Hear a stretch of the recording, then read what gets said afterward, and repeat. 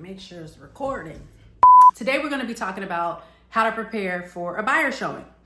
I'm Sydney Ruth. I am a licensed California realtor, content creator, YouTuber, and soon to be mama. My content is fueled by my passion and love for all things lifestyle, real estate and investing, career building, and family.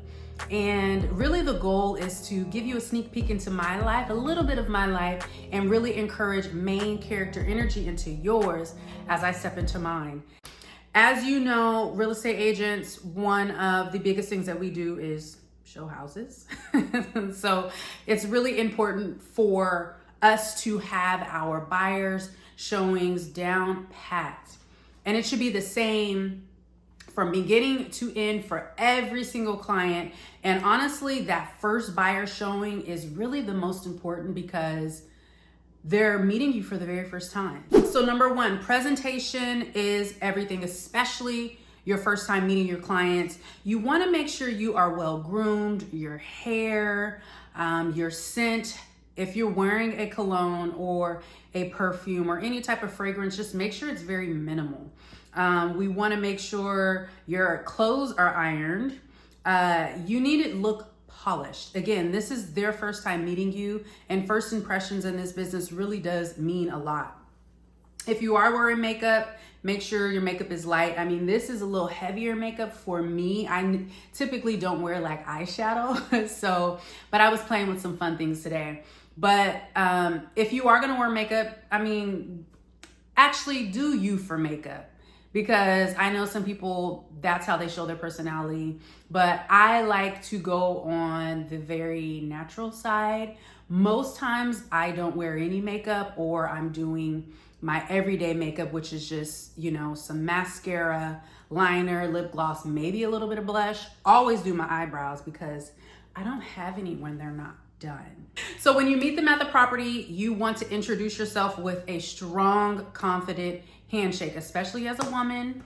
We don't need any weak handshakes because we'll get into being a woman in this industry, but you just want to make sure you mean business and that you're competent and that you are confident in what you are doing. Number two is you need to be knowledgeable about the property that you're reviewing and the area of the subject property. So one thing that you want to know definitely are the small things. Well, big things, but small things. Square footage of the house, because they will ask.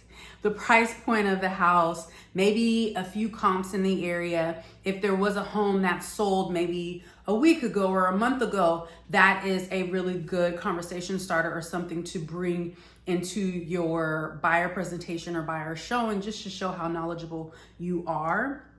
You also want to know school districts, the nearest grocery stores, things like that that you can give to your buyers that help them make an informed decision on the home that they are viewing. Number three are printables. So you definitely want to print out MLS sheets. So this is the property spec sheet. You want to print 2 different copies. So you're going to print one for them. You're going to print one for yourself. And this is for every property that you're showing. If you have 3 showings for this one family or this one buyer, print all 3 out. So yes, 6. The first one for them is going to be the public MLS information sheet. The one that you're printing for yourself it's going to have the private agent remarks.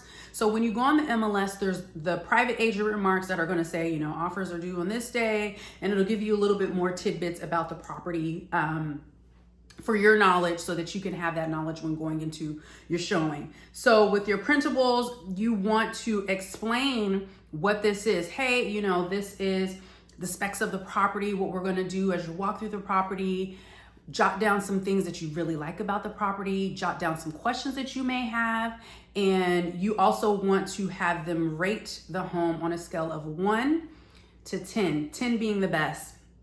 And then also, if this is your first showing with this client, staple your business card. Staple your business card onto that MLS sheet, because they're going to be taking that home with them.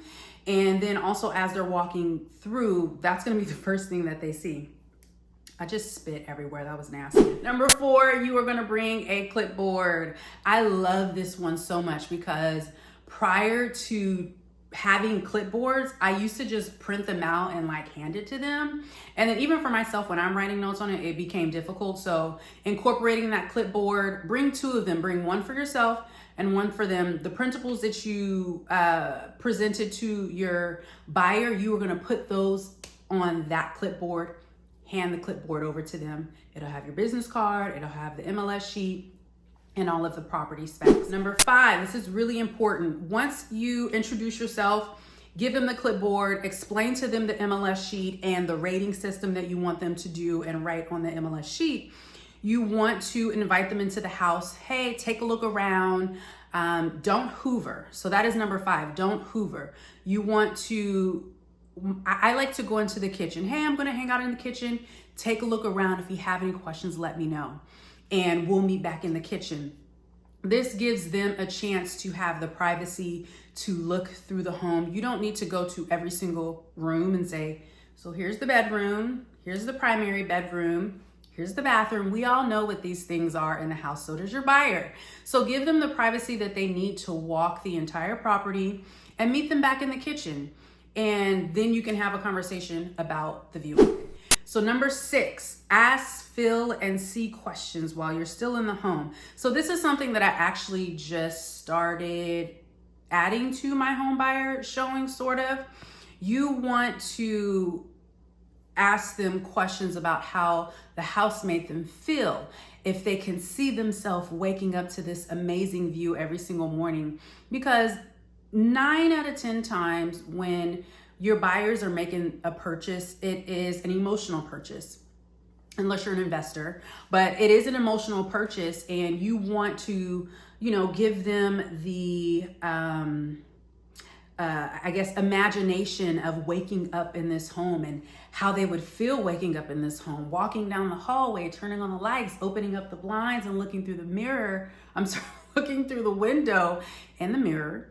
And these are questions that are going to have them think. And also it's warm. It's warm and inviting. It's making you seem as though you actually care about the choices that they are making. And, really just allowing them to imagine themselves in the home. So number 7 is going to be ask for the clothes. Let me repeat that.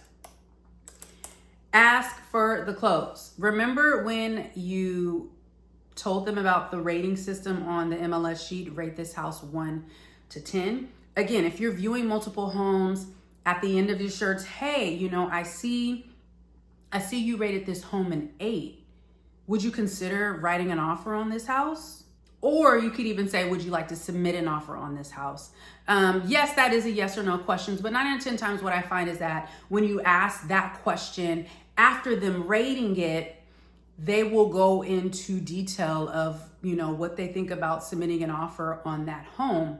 So always ask that. You should never leave a home showing, any home. If you're showing 5 homes in one day, just one home, you should always ask if they would consider writing an offer on the home. 8 is going to be explain to them the next steps. So you've introduced yourself, you've given them a clipboard with the MLS sheet, you've walked them through the house, you asked them how the house made them feel, you asked them if they would consider submitting an offer on the home, and you're getting ready to leave the home. Lock up, have a conversation with them and say, hey, if they said they wanted to submit an offer on the house, we'll tell them, okay, I'm going to run some comps in the area to see what some homes sold for, send them your way. We'll have another conversation about submitting that offer. Explain to them, I will be reaching out to you tonight. I will be reaching out to you tomorrow morning. Talk about the deadlines, especially in this market. Deadlines are very crucial. It's very quick. It's very quick. Typically, if a house is listed on Wednesday or Thursday, it's going into contract on Monday. So you don't have a huge window of time for them to really think about it. And that is something that you want to create. You want to create some urgency in them submitting an offer. So by explaining to them next steps and saying, hey, I'm going to be reaching out to you tonight so that we can reach out, or so that we could write the offer and submit that over before the weekend, make sure you explain that to them. And number 9, so this is the most important one.